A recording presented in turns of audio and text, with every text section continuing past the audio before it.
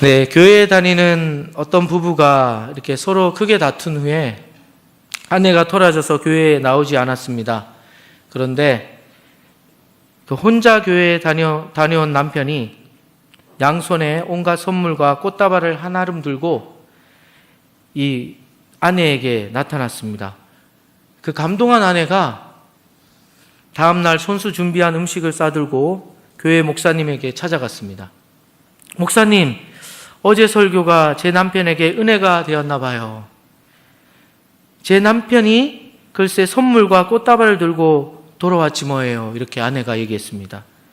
분명 목사님께서 내 아내를 사랑하라는 설교를 하셨겠지요. 이렇게 물었습니다. 그러자 목사님이 어떻게 대답했겠습니까?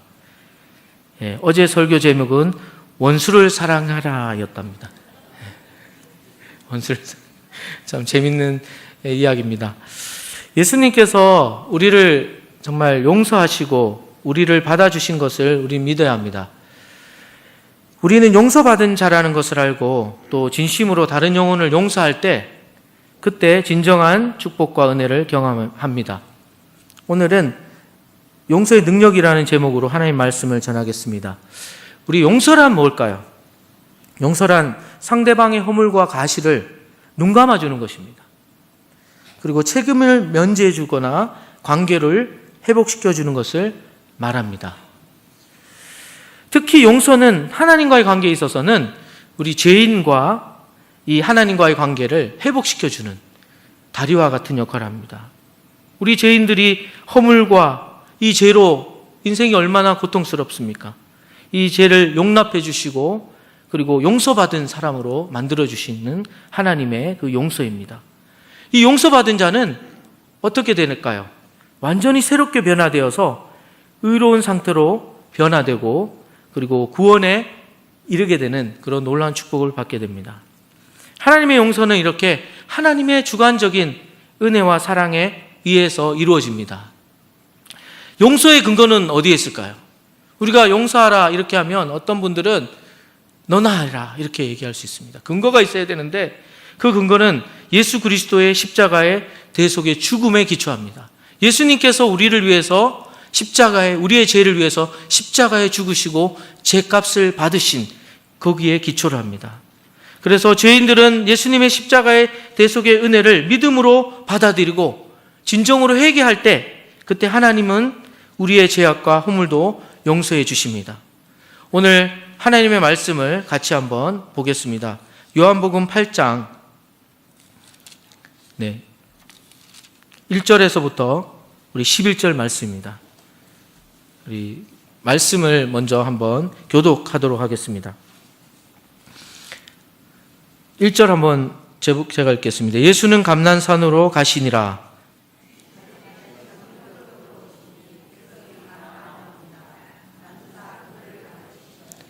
서기관들과 바리새인들이 음행 중에 잡힌 여자를 끌고 와서 가운데 세우고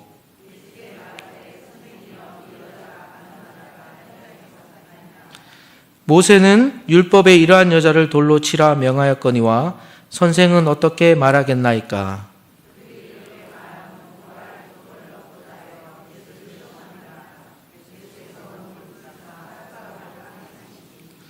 그들이 묻기를 마지 아니하는지라. 이에 일어나 이르시되 너희 중에 죄 없는 자가 먼저 돌로 치라 하시고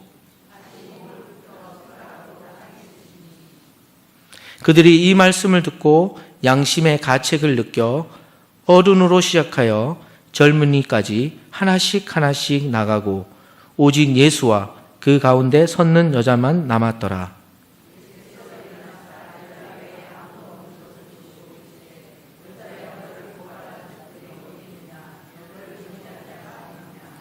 대답하되 주여 없나이다. 예수께서 이르시되 나도 너를 정죄하지 아니하노니 가서 다시는 죄를 범하지 말라 하시니라. 아멘. 네, 오늘 말씀을 먼저 읽어야 되는데 이 가늠한 사건의 여인에서 예수님께서 원하시는 것이 무엇이겠습니까? 오늘 바리새인과 서기관들은 이 가늠한 여인을 예수님께로 데려왔어요.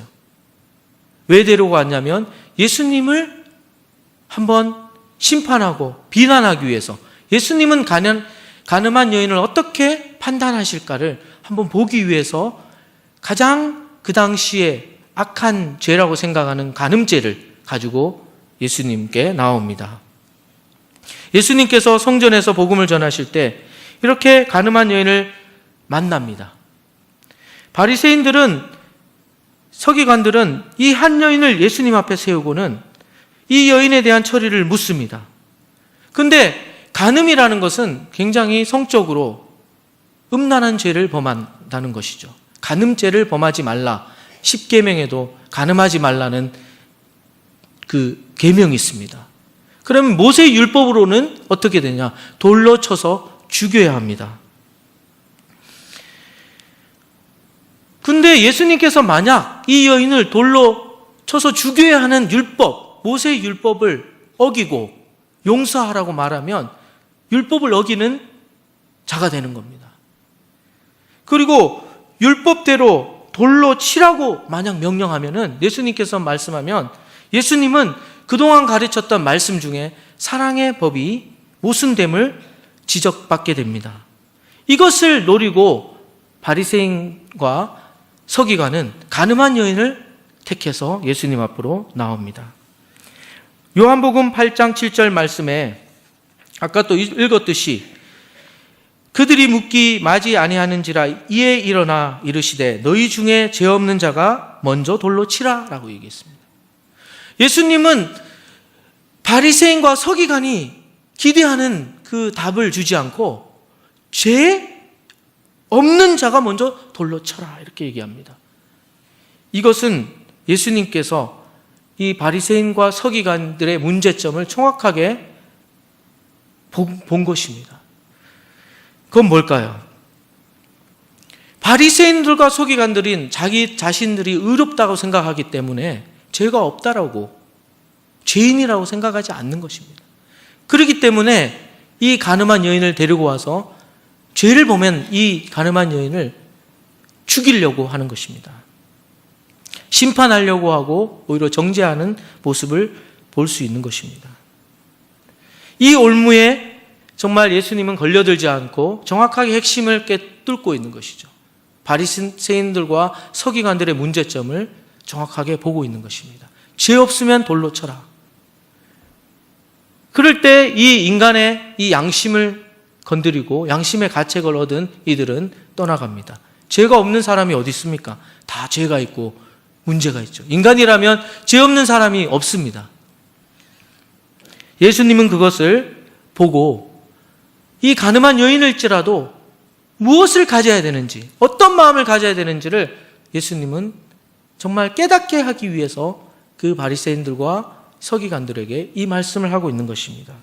너희 중에 죄 없는 자는 먼저 돌로 쳐라. 오늘 이 말씀을 통해서 예수님은 이 간음한 여인을 용서하고 또 구원할 뿐만 아니라 새로운 삶을 열어주게 됩니다. 그리고 여자여 너를 고발하던 그들이 어디 있느냐? 너를 정죄한 자가 없느냐? 나도 너를 정죄하지 아니하노니 가서 다시는 죄를 범하지 말라. 이렇게 말씀하고 그 간음한 여인의 죄를 용서하고 거룩한 삶을 살라라고 명령하고 있습니다. 이 주님의 용서하심과 이 용서에 대한 명령은 오늘날 우리 성도님들에게 적용돼야 될 이 말씀입니다. 그 당시에 간음한 여인에게 용서를 했듯이, 예수님이 용서했듯이 오늘도 간음한 여인과 같은 인간의 이 죄 많은 인간에 오셔서 그 죄를 용서하기를 원하시는 예수님의 그 용서를 전하기를 원하십니다. 어느 날 영국의 웰링턴 제독이 불량 병사를 총살하게 하는 것을 결정했습니다. 너무 말을 안 듣는 거예요. 그래서 총살 직전에 말했습니다. 너가 그렇게 말을 안 들으니까 나는 너를 변화시키려고 교육도 하고 징계도 하고 감옥에도 가두었지만 너는 반성도 하지 않고 변화되지도 않고 똑같다. 이렇게 얘기합니다. 이제 너를 총살시킬 수밖에 없다. 그때 한 병사가 그 병사의 친구가 제독에게 말했습니다. 제독님, 제독님이 하실 수 있는 것은 다 하셨습니다. 근데 한 가지 하지 않은 것이 있습니다. 그것이 무엇인가? 네, 용서입니다. 그 말을 듣고 웰링턴 제독의 마음이 갑자기 마음에 감동을 받습니다. 너 말이 맞다. 이제 그를 아무 조건 없이 용서하겠다. 이런 결정을 하고 그 병사를 다루었습니다. 그 뒤에 이 병사는 아주 모범적인 병사가 되었다고 합니다. 한 가지 안 한 그 용서, 그 진정한 용서가 그 죽을 수밖에 없는 그 병사를 변화시켰습니다. 오늘 가늠한 여인이 죄를 범했기 때문에 정죄를 받아야 되고 돌 던져야 될, 돌 맞아 죽어야 될 그 상황에 용서받아야 될 존재다. 가늠한 여인도. 근데 가늠한 여인만 용서를 받아야 되는 것이 아니라 바리새인과 서기관들 또한 용서를 받고 죄를 해결받기를 원하시는 것이 예수님의 마음이었습니다. 근데 이들은 양심의 가책을 받고 예수님께 나오는 것이 아니라 오늘 성경에도 보면은 다 하나씩 나간다 얘기하고 있습니다. 예수님 곁을 떠나가 버렸습니다. 예수님은 아무리 극한 죄를 지었다고 하더라도 예수님은 용서하셨습니다. 근데 가늠한 여인만 용서하길 원하신 것이 아니라 돌로 치고자 한 바리새인과 서기관들도 용서하기를 원하셨고 그들도 용서받아야 될 죄인이라는 것을 깨닫게 하기 위해서 바닥을 글로 쓰고 있습니다. 그렇지만 그들은 용서의 자리에 예수님의 그 용서의 자리에 나오는 그 초청의 자리에 나오지 아니하고 어떻게 됩니까? 하나님의 판단의 자리에 서 있게 되는 것입니다. 하나님의 자리에서 다른 사람을 판단하고 비난하는 그 모습만 보여주고 있는 것입니다. 예수님처럼 우리도 용서받은 자입니다. 예수님이 우리를 용서하셨고 그리고 우리가 다른 사람의 잘못을 보면 비판하고 비난하지 말고 용서하는 능력을 가지는 자가 되기를 예수님은 원하시고 있는 것입니다. 지적하고 바꾸려 하면 오히려 우리 자신이 더 고통을 받게 되어집니다. 오늘 우리가 예수님의 그 십자가의 사건에 예수님만 십자가에 매달린 것이 아니라 양옆에 두 강도가 있는 그 모습을 보십시오. 좌우편에 강도도 함께 십자가에 매달렸습니다. 그럴 때 예수님께서 가상칠언의 말씀 중에 첫 번째 말씀이 뭔지 아십니까?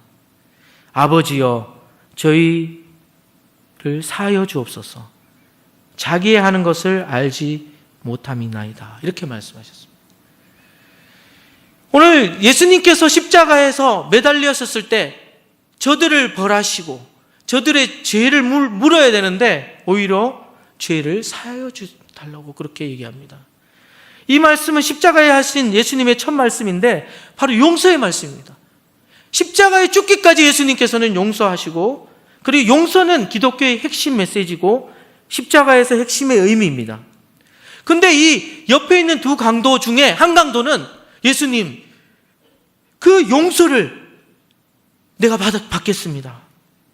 그리고 그 용서를 진정으로 받아들이고 예수님을 믿고 천국에 간 그 강도도 있는 반면 분명히 용서를 청했는 그 순간에 한 강도는 오히려 예수님을 비난하고 받아들이지 않는 마지막 용서의 순간까지도 거부한 그 강도는 어떻게 됩니까? 구원을 받지 못하고 결국은 자신의 죄에 대한 대가로 저주를 받아 죽음에 처하게 됩니다. 진정한 용서는 결코 쉽지는 않습니다. 용서의 능력은 진정으로 자신이 먼저 용서를 경험해야 된다는 것입니다. 이 가늠한 여인도 예수님의 용서를 경험했기 때문에 자신도 다른 사람을 용서할 수 있는 사람이 된 것입니다. 하지만 바리새인과 서기관들은 용서를 경험한 적이 없는 것이죠. 오히려 자신이 의롭고 자신이 높은 하나님의 자리에 있기 때문에 판단하고 심판하는 그런 모습밖에 없다는 것입니다. 예수님은 너희를 핍박하는 자를 위하여 기도하라. 용서는 기도하는 사람에게 주어지는 성령의 선물과도 같습니다. 도저히 용서할 수 없는 사람이 있으면 그를 불쌍하게 여겨달라고 기도해야 합니다. 어느 날 한 아버지가 사업차 뉴욕에 갔는데 고등학교 2학년 아들이 상급생에게 맞아서 죽었다는 비보를 들었습니다. 얼마나 고통스럽겠습니까? 그는 모든 일정을 취소하고 급히 귀국했습니다. 귀국하는 비행기 속에서 복수의 마음을 가지고 이를 갈았습니다. 그런데 이분은 예수님을 믿는 그리스도인이기 때문에 비행기 안에서 그 문제로 인해서 기도할 수밖에 없었습니다. 기도를 하자 자꾸 예수님의 음성이 들려오는 겁니다. 어떤 음성이 들려왔냐면 너 죄로 인해서 내가 십자가를 대신 지고 용서했으니 너도 이번에 십자가를 지고 용서해라. 이 예수님의 음성이 막 들려오는 거예요. 그러나 도저히 용서할 수 없는 거예요. 아들이 죽었다는 비보를 비행기 안에서 복수를 갈고 내가 도착하면 정말 내 아들을 죽인 만나서 죽이고 싶은 그 마음으로 비행기 안에 16시간 동안 마음속에 수없이 원수를 죽였다가 아니다, 살렸다가 몸부림을 쳤다는 것입니다. 그래서 공항에 도착할 무렵에 이 아버지는 원수를 용서하라는 하나님의 음성을 듣고 용서해야 되겠다는 마음을 가지고 그 학교로 갑니다. 그 학교에 도착하니까 선생님들과 그 관계자들이 고개를 푹 숙이고 이렇게 얼굴을 들지 못하고 있었습니다. 선생님, 그는 부드러운 말로 이렇게 얘기했습니다. 선생님, 너무 괴로워하지 마십시오. 하나님께서 제 아들을 데리고 가셨습니다. 처음에는 많이 힘들었지만 하나님이 용서하라고 했으니 그 아이를 용서하기로 결심했습니다. 이 아버지는 검사에게 아들을 죽인 학생을 간대에게 처분해달라고 탄원서까지 보냈고 3천만 원을 아들 학교에 장학금으로 기탁했습니다. 도저히 용서할 수 없는 그 아들을 죽인 그 아들의 친구를 하나님의 음성을 듣고 자신도 용서를 받은 자이기 때문에 용서하라는 것을 듣고 순종했습니다. 예수님이 우리를 진정으로 용서한 분이라는 것을 경험할 때 우리는 다른 사람을 용서할 수 있는 능력을 얻게 됩니다. 베드로는 예수님께 이렇게 묻습니다. 주여, 형제가 내게 죄를 범하면 몇 번이나 용서해 주리이까? 7번까지 하오리이까? 이렇게 말하고 있습니다. 마태복음 18장 21절에 그렇게 묻자 왜 베드로는 7번을 얘기했냐? 그 당시에 율법학자들은 전통에 따르면 3번만 용서해줘도, 최대한 3번만 용서해줘도 참으로 인정이 많고 마음이 넓은 사람으로 간주됩니다. 근데 베드로는 그래도 예수님께 나와서 7번이라도 내가 3번보다 더 2배, 7번을 내가 용서해 줘야 됩니까? 그러니까 예수님께서는 뭐라고 얘기했냐면 7번뿐만 아니라 7번을 70번까지라도 해라. 그것을 따지면 490번. 이 말은 무슨 말이냐면 용서할 수 있을 때까지 용서해라. 끝까지 용서하라는 말입니다. 예수님의 의미는 충분하게 용서하라. 이만하면 할 만큼 했습니다, 예수님. 이것이 아니라 예수님이 원하시는 용서의 의미는 끝까지 하라는 것입니다. 너희가 각각 마음으로부터 형제를 용서하지 않으면 나의 하나님 하늘 아버지께서도 너희에게 이같이 하시리라. 마음으로 예수님 앞에 갈 때까지, 천국에 갈 때까지 끝까지 용서하는 것이 바로 예수님이 원하시는 용서의 능력이라는 것입니다. 용서는 축복받을 수 있는 가장 위대한 길입니다. 도저히 용서받을 수 없는 그 가늠한 여인까지도 예수님은 받아들이고 용서했습니다. 우리도 어쩌보면 가늠한 여인처럼 용서를 받아야 할 존재입니다. 내 자신도 다른 사람들의 잘못을 보면 참을 수 없을 정도로 비판하고 돌을 던집니다. 내 자신이 남의 잘못을 비판하는 바리새인과 서기관과 같은 존재라는 것을 우리는 깨달아야 합니다. 예수님은 왜 바리새인과 서기관들이 가늠한 여인을 데리고 왔는지 정확하게 아신 것입니다. 그것은 우리가 또한 바리새인과 서기관처럼 다른 사람을 쉽게 판단하고 비판하고, 또 우리가 비판받고 판단받을 때 똑같이 그것을 복수해주고자 하는 그런 마음으로 가득 차 있다는 것을 예수님은 알고 있다는 것입니다. 지금 나에게 원수 같은 사람, 미운 사람들을 한번 생각해 보십시오. 아마 한두 명쯤은 다 마음속에 원수 같은 사람, 나를 힘들게 하는 사람, 나를 비난하는 사람, 도저히 나는 그 사람을 용서할 수 없어라고 생각하는 사람이 있습니다. 없을 수가 없습니다. 하지만 예수님은 오늘 그 비난하고 판단하는, 그 용서하지 못하는 우리의 마음에 예수님은 찾아오셨어요. 우리를 용서해 주셨습니다. 우리를 한번 생각해 보십시오. 얼마나 죄가 많고 문제가 많은 사람들입니까? 오늘 주님의 음성을 듣고 순종하기를 바랍니다. 너도 용서받은 자니 다른 사람을 용서하라. 너무 힘든 말입니다. 오늘 기도하면서 진정으로 용서할 수 있는 능력을 달라고 예수님께 간절히 기도하고 용서의 능력을 받는 시간이 되기를 예수님의 이름으로 간절히 축원합니다.